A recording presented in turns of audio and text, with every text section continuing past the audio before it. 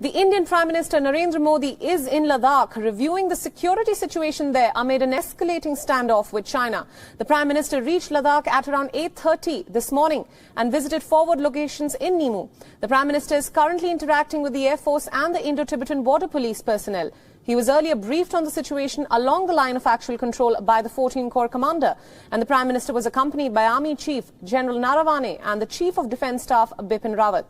Our sources indicate that the Prime Minister will meet with some of the soldiers who were injured in the violent face-off at the Galwan Valley. The Nimu forward base is located at a height of 11,000 feet and is surrounded by the Zanskar mountain ranges. It is considered to be one of the toughest terrains where Indian troops are deployed. This was the Indian Prime Minister's second visit outside of New Delhi since the COVID-19 outbreak took hold in the country. The Indian Prime Minister has made multiple visits to army bases in his 6 years as Prime Minister. Such visits boost the morale of the troops who often serve in remote and tough terrains. Some of these visits which come to mind are Siachen in the year 2014, when the Prime Minister spent Diwali with the troops. Then there was a visit to Rajouri in Jammu and Kashmir last year, once again on the occasion of Diwali.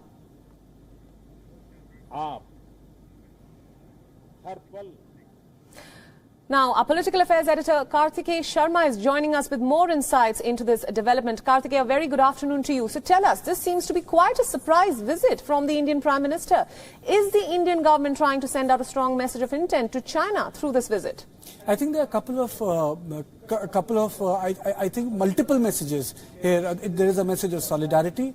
There is a message of a person who is hands-on as Prime Minister when it comes to military affairs. There is also a message that Prime Minister is seized of the movement situation and he has gone to Ladakh. Now, Nimu is a big military base in Ladakh. It's not a small military base. From Nimu, a lot of activities are coordinated both in the northern sector and in the eastern sector. But for Prime Minister to surprise everyone by landing in Ladakh like that also goes on to tell us that perhaps the military or the administration did not want to take any chance, one. And secondly, by releasing number of photographs, an intent has been conveyed, though it is not the first time. We have seen that the Prime Minister in past had spent time with the soldiers on occasions of Diwali. He had spent time with soldiers even on different occasions. But it is part and parcel of the larger BJP tradition. If you would remember in 2003, LK Advani went to the line of control in Jammu and Kashmir. A lot of people were worried that he had actually gone to an outpost.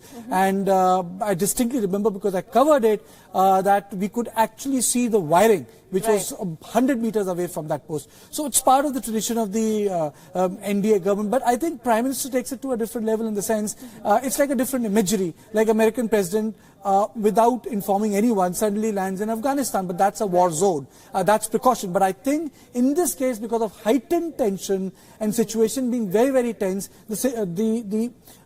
the movement of the Prime Minister was not announced to the civilian administration. It was kept at need-to-know basis. Right. Now, that actually brings me to my next question, if you could just elaborate on that a bit. We know that the Prime Minister is interacting with soldiers on the border, and in the past too, he has visited soldiers at key moments. Now, many are viewing this as an act of boosting the morale of the army as well as the nation at large. So what are your thoughts on this? My understanding is that sometimes picture speaks 1,000 words. Prime Minister, his cabinet colleagues have refrained, barring those who have been authorized to speak, on the issue of line of actual control. If you have seen the handouts which have come from Ministry of External Affairs, those have also been very, very measured. Even the movement of military and other things, the Defence Ministry has not gone out, because they understand that if too much of foreign policy and defence matters consumed for domestic political propaganda, it curtails the elbow room of military or diplomats or the civil heads to actually exercise the issues of strategic autonomy, because then you're bound by public opinion. So I think in this context, if you look, there's certain things which are very telling. One, social distancing is being followed. Second, he's being accompanied by Chief of Defence Staff and the General. Third, he's looking at the briefings. There are pictures and there are visuals. In pictures, one can see that he's listening to the brief which has been been prepared for him. Then there is far more intimate interaction between a commander and him, in which he is nodding. So it's about touching the imagination of the people at large, that the Prime Minister is seized of the moment. He understands what is the requirement of army out there, and he has gone there himself. Rajnath Singh was supposed to go there, but his trip was cancelled, and the Prime Minister himself went. So this is also not a departure. It is part and parcel of Indian political tradition. Indira Gandhi used to do it pretty frequently. Right. That brings me to my final question. Now, recent events suggest that there is no hope as of now for an early resolution to the tensions at the border. And India has already banned Chinese apps as a big blow to Chinese firms. And now a high-profile visit from the Indian Prime Minister, who can be seen interacting with the top brass at the border. So what lies ahead for the India-China relations now?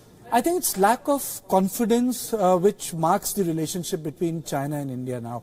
It's a breach from the last 45 years of understanding, where we met each other in New Delhi and Beijing. There was a time in 1980s where we exchanged maps in central sector. That is why central sector is pretty much okay. But the real issue is that the map exchange has not happened either in the Ladakh sector or in the Arunachal Pradesh sector, which China says is part of the southern Tibet. And that's where the problem is, because China has used the issue of boundary to push its strategic agenda in South Asia. So rather than resolve it, China has weaponized this issue of boundary. Right. All right, Karthikeya, thank you so much for joining us this afternoon and for all your inputs on this story.